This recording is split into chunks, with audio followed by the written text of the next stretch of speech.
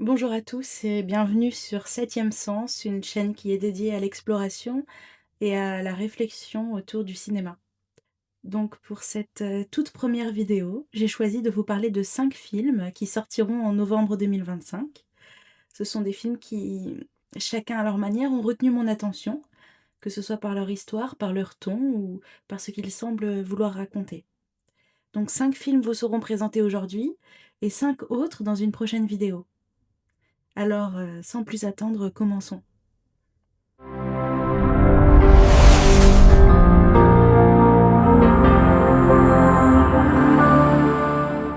On commence avec un monument de la science-fiction, Predator, Badlands, le 7e film de la saga principale Predator. Pour ceux qui ne connaissent pas trop, Predator, c'est une série de films commencée en 1987 avec Arnold Schwarzenegger.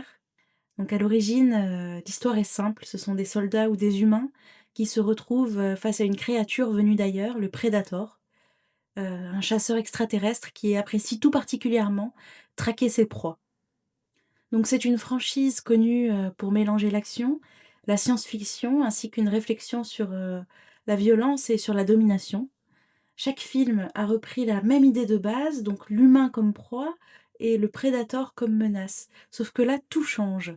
Dans Badlands, le prédateur n'est plus le monstre qu'on fuit, mais le héros de l'histoire. Le personnage principal s'appelle Deck, un jeune prédateur qui est rejeté de son clan et qui est obligé de survivre sur une planète dévastée. Il va croiser une androïde qui est nommée Tia, et ensemble ils vont devoir s'allier, non pas pour chasser, mais vraiment pour survivre.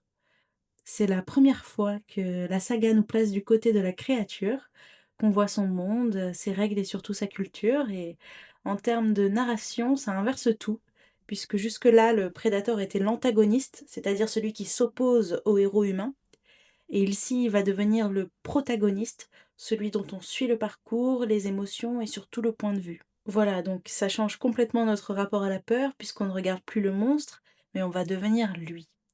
C'est un film qui est réalisé par Dan Trachtenberg, donc le même qui avait signé Prey en 2022, et ce film sort le 5 novembre 2025.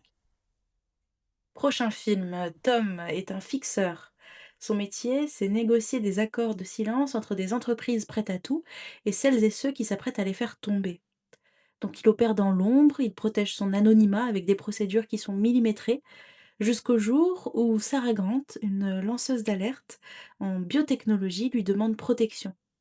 À partir de là, il va y avoir des règles qui vont s'effriter et ce spécialiste du contrôle se retrouvera pris dans la tempête qu'il pensait savoir dompter. C'est un film réalisé par David Mackenzie avec Riz Ahmed et Lily James et qui sortira en France le 26 novembre 2025.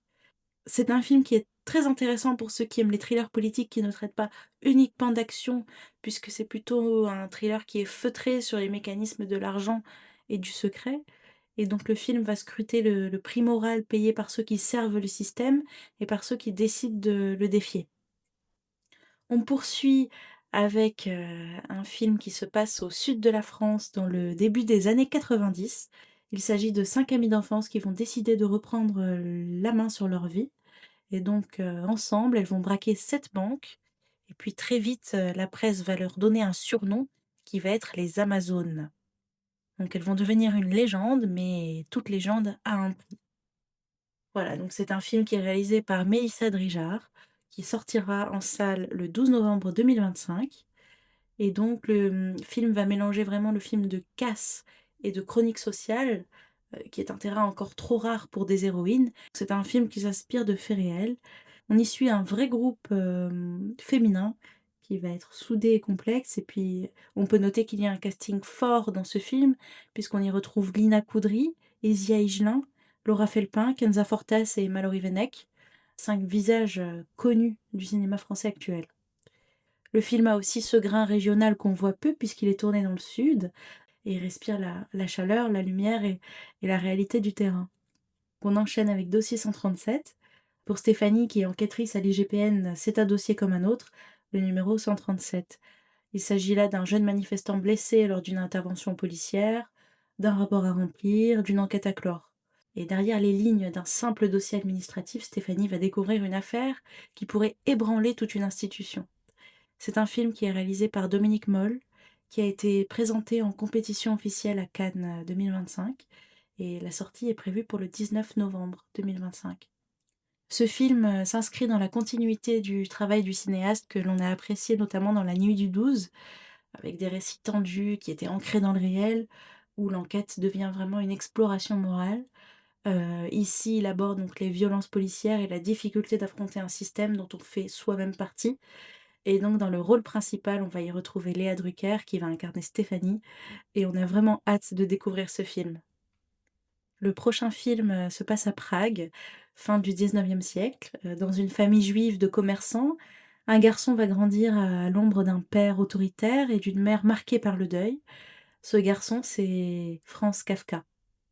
Toute sa vie, il va chercher un sens entre travail d'assureur, des amours fragiles et une foi qu'il n'arrive pas à habiter. Seule l'écriture va lui permettre de respirer. C'est un film qui est réalisé par Agnieszka Holland. Le film sort le 19 novembre 2025. La cinéaste revient à Kafka avec une approche singulière. Un biopic fragmenté et immersif, un mi-chemin entre la fiction et le documentaire. Le spectateur va plonger littéralement dans la tête de l'écrivain, il va vraiment voir ses angoisses, ses visions, ses moments de lucidité. Franz K.